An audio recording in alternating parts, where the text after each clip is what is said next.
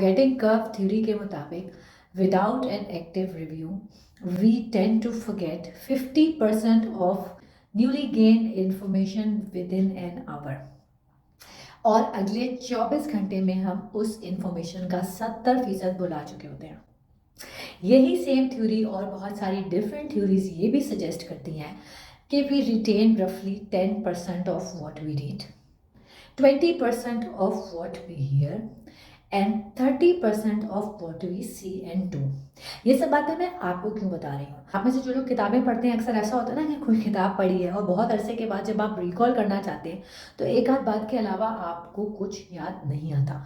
उसकी वजह यही है कि इंसान का दिमाग जो है ना, जो कुछ वो पढ़ता है उसका सिर्फ 10% याद रख पाता है।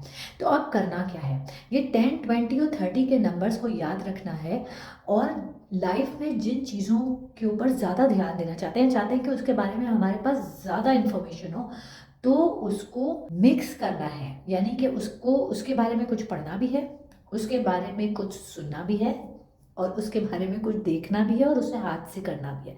इस तरह से आप 50% ऑफ द इंफॉर्मेशन को अपने जहन में रख पाएंगे according to this 10, 20 and 30% formula.